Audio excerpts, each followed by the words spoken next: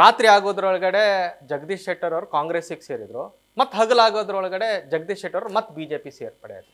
ನೋಡಿ, 2023 ಚುನಾವಣೆಯಲ್ಲಿ ನಾವು ಒಂದು ಪಾರ್ಟಿಯಲ್ಲಿ 30 ವರ್ಷ ಇದ್ದಂಥವು, ನಮ್ಮ ಕುಟುಂಬ ಜನಸಂಘದಲ್ಲಿ ಇದ್ದಂಥವ್ರು, 30-40 ವರ್ಷ ಒಂದೇ ಪಾರ್ಟಿಯಲ್ಲಿ ಇದ್ದಂಥ ವ್ಯಕ್ತಿ ನಾನು.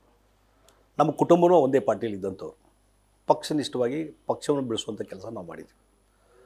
ಅವತ್ತಿನ 2023 ಚುನಾವಣಾ ಸಂದರ್ಭದಲ್ಲಿ ಏನೋ ಒಂದು ಘಟನೆಗಳು ನಡೆದು, ಆ ಹಿನ್ನೆಲೆಯಲ್ಲಿ ಅವತ್ತು ಪಕ್ಷದಿಂದ ಹೊರಗೆ ಹೋಗುವಂಥ ಪರಿಸ್ಥಿತಿ ನಿರ್ಮಾಣ ಆಯಿತು.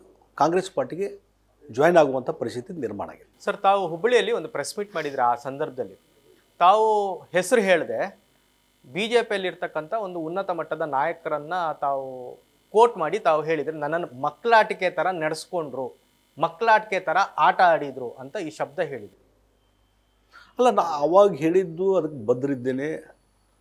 ಅವತ್ತೇನು ಹೇಳಿದ್ದೆ ಮತ್ತು ಏನು ಪ್ರಸ್ತಾಪ ಮಾಡಿದ್ದೆ ಅದೆಲ್ಲ ಸಾಕಷ್ಟು ಇವತ್ತು ರಾಜ್ಯದ ಜನತೆಯಲ್ಲಿ ಚರ್ಚೆ ಆಗಿದೆ.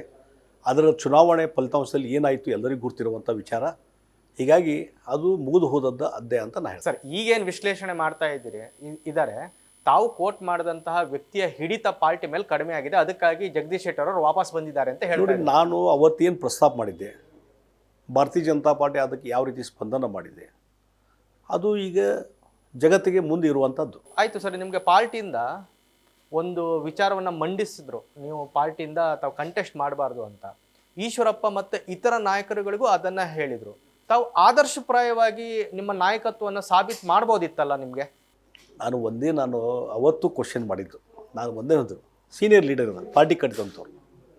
ನಮಗೊಂದು ವಾರ ಮುಂಚೆ, ಒಂದು 15 ಮುಂಚೆ ಕರೆದು ಈ ರೀತಿ ಒಂದು ವ್ಯವಸ್ಥೆ, ನೀವು ಸೀನಿಯರ್ ಲೀಡರ್ ಆದರೆ ಹೀಗೆ ಮಾಡ್ರಿ ಅಂತ ನಾವು ಡೈರೆಕ್ಟ್ ಕೊಟ್ಟಿದ್ರೆ ಎಸ್ ನಾವು ಒಪ್ಕೊತಿದ್ದೆ. ಅದು ಆಗಲಾಗಿಲ್ಲ, ಅದು ಹ್ಯುಮಿಲೇಷನ್ ಆಗಿದೆ ಅವತ್ತಿನ ಸಂದರ್ಭದಲ್ಲಿ. ಅದಕ್ಕೆ ಮತ್ತೆ ಅದನ್ನು ಪದೇ ಪದೇ ಚರ್ಚೆ ಮಾಡೋದ್ರಲ್ಲಿ ಅರ್ಥನೇ ಇಲ್ಲ. ಅವತ್ತು ಎಲ್ಲರಿಗೂ ಗುರ್ತಿದೆ, ಎಲ್ಲ ಗುರ್ತಿದೆ. ಪಕ್ಷ ದ್ರೋಹ ಮಾಡಿದ್ದು ನಾನು ಎಂದೂ ಹೇಳಿಲ್ಲ. ಸರ್, ಈಗ ಈ ಹಿಂದೆ ತಾವು ಏನು ಹೇಳ್ತಾ ಇದ್ರಿ, ಪಕ್ಷ ದೊಡ್ಡದೋ ವ್ಯಕ್ತಿ ದೊಡ್ಡದೋ ಅಂತ ಕೇಳಿದರೆ ಪಕ್ಷನೂ ದೊಡ್ಡದು ವ್ಯಕ್ತಿನೂ ದೊಡ್ಡದು ಅಂತ ಹೇಳ್ತಾ ಇದ್ರಿ. ಈಗ ಹೇಳಿ ಸರ್, ಜಗದೀಶ್ ಶೆಟ್ಟರ್ ದೊಡ್ಡವರ ಅಥವಾ BJP ಪಾರ್ಟಿ ದೊಡ್ಡದ? ನಾನು ಅವತ್ತು ಹೇಳಿದ್ದು, ನೀವು ಸ್ವಲ್ಪ ಹಿಂದಿನ ಸ್ವಲ್ಪ ರಿಪ್ಲೈಟ್ ಹಾಕಿ ನೋಡ್ರಿ. ಯಾಕಂದ್ರೆ ಅವತ್ತಿನ ನಾವೇನು ಹೇಳ್ತಿದ್ರು, ಪಕ್ಷವನ್ನು ಬೆಳೆಸ್ತಾನೆ, ಪಕ್ಷವನ್ನು ಕಟ್ತಾನೆ ಅಂತ ಹೇಳಿದ್ವಿ ನೋಡಿ. ಯಾಕಂದ್ರೆ BJPಯಲ್ಲಿ ಒಂದು ಸಿದ್ಧಾಂತ ಏನಂದ್ರೆ, ಮೊದಲು ದೇಶ, ಆಮೇಲೆ ಪಕ್ಷ, ಆಮೇಲೆ ವ್ಯಕ್ತಿ. ಅವತ್ತು ನಾನು ಹೇಳಿದ ಸ್ಟೇಟ್ಮೆಂಟು ನೀವು ಒಂದಿಷ್ಟು ರಿವೈಂಡ್ ಮಾಡಿದರೆ, ನಾನು ಹೇಳಿದ್ದು ಭಾರತೀಯ ಜನತಾ ಪಾರ್ಟಿ ಪ್ರಿನ್ಸಿಪಲ್, ಪಕ್ಷ ಮುಖ್ಯ, ವ್ಯಕ್ತಿ ನಂತರ ಅಂತ ಅದು ಹೇಳಿದ್ದೆ ನಾನು. ಮತ್ತು ಬೇರೆ ಯಾವುದೂ ಹೇಳಿಲ್ಲ, ನಾನು ಅದನ್ನೇ ಹೇಳಿದ್ದು. ಇವತ್ತು ಅದನ್ನು ಹೇಳ್ತಾ ಇದ್ದೇನೆ. ಯಾವುದೇ ಒಂದು ರಾಜಕೀಯ ಪಕ್ಷದಲ್ಲಿ ಪಕ್ಷ ಮುಖ್ಯ, ವ್ಯಕ್ತಿಗಳು ನಂತರ. ನ್ಯೂಸ್ ಫಸ್ಟ್, ನಿರ್ಭೀತಿಯಿಂದ ನಿಮ್ಮ ಪರವಾಗಿ.